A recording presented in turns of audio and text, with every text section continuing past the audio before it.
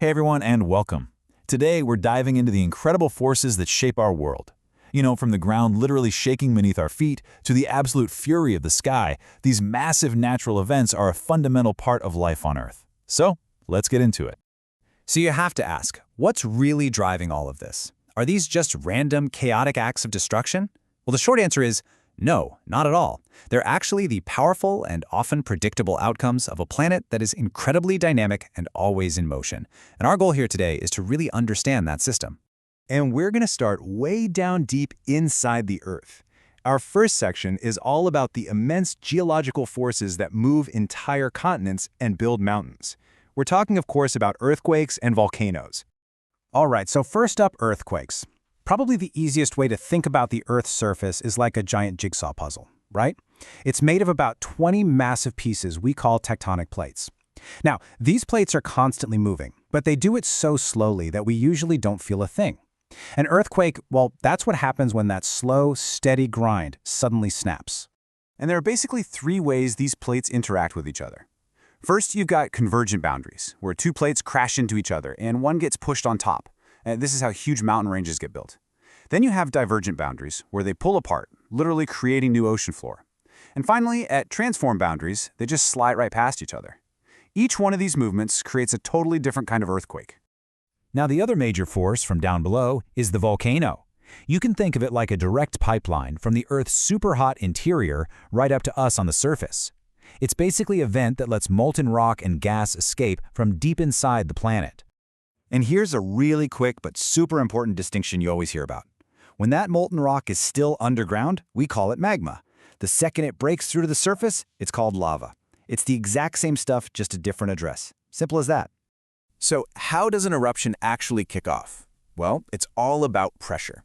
It starts with magma collecting in what's called a magma chamber. All the gases trapped inside start to expand, and the pressure just builds and builds and builds. Eventually, the rock above just can't hold it in anymore, and boom! The volcano erupts, violently releasing all of that pent-up energy. All right, so from the fire below, we're now going to turn our attention to the power of water. We're going to explore two of its most destructive forms, floods and the incredible power of a tsunami. This question is the perfect way to get from our last topic to this one. We've talked about what happens when tectonic plates shift on land, but a huge amount of that activity happens on the ocean floor. So, what happens then? Well, that's when you get a tsunami. When an earthquake causes a sudden, massive jolt on the seafloor, it acts like a giant paddle, instantly shoving a colossal amount of water out of the way. All that energy has to go somewhere, and it travels outward as a series of unbelievably powerful waves. And this is what makes them so incredibly dangerous. Out in the deep ocean, a tsunami can travel at 500 miles per hour. That is literally the speed of a jet plane. It might only be a small wave on the surface out there, but as it gets closer to the shallower coastline, all of that incredible speed gets converted into height, creating just a devastating wall of water. Now, let's switch gears to a more common water-related disaster, a flood. The definition is pretty straightforward. It's when land that's normally dry suddenly gets covered in water. This can happen for a bunch of reasons, like days of heavy rain, rivers overflowing their banks, or even the storm surge from a hurricane. But not all floods are the same, and the critical difference really comes down to time. Slow onset floods can develop over days, even weeks, giving people time to prepare. A rapid onset flood might give you a day or two of warning, but a flash flood, that can happen in just minutes with almost no warning at all, which, you guessed it, makes them the most dangerous by a long shot. For our next section, we're looking at disasters that are really just stories of imbalance. It's either the land having way too much movement and collapsing, or the system having far too little water, causing it to fail. Let's dig into landslides and droughts. A landslide, which you might also hear called a mudslide, is pretty much exactly what it sounds like. A huge mass of rock and soil breaks loose and comes sliding down a slope. This can be kicked off by natural stuff like heavy rains and erosion, or even earthquakes. But it can also be triggered by human activities like mining or clearing forests. And then on the complete flip side of that, you have a drought. And we're not just talking about a dry spell here. A drought is a prolonged period of way below average rainfall that leads to a really serious water shortage. The key is that it becomes a true disaster when that shortage starts affecting crops, people, and wildlife.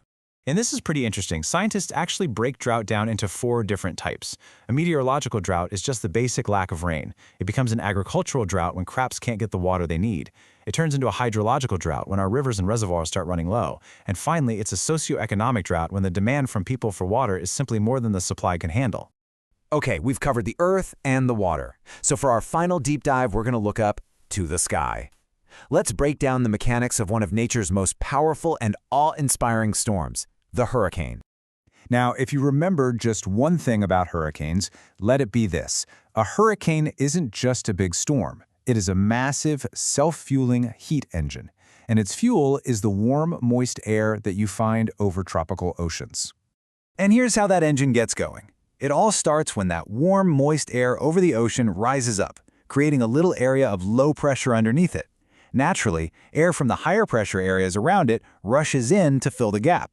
But then that air also gets warm and moist, and it rises too. This kicks off a continuous, powerful cycle that, when you combine it with the Earth's rotation, spins up into a massive storm system. And just to give you an idea of the sheer scale we're talking about here, a large hurricane can release the energy equivalent of 10 atomic bombs every single second.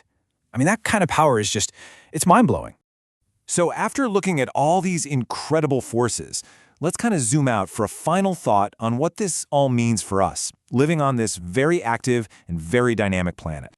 And this right here is really the key takeaway from all of this.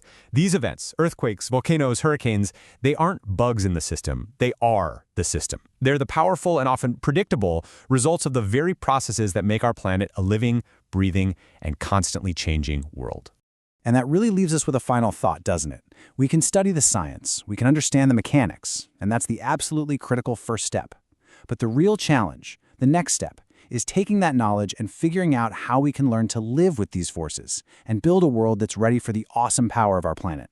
Thanks for watching.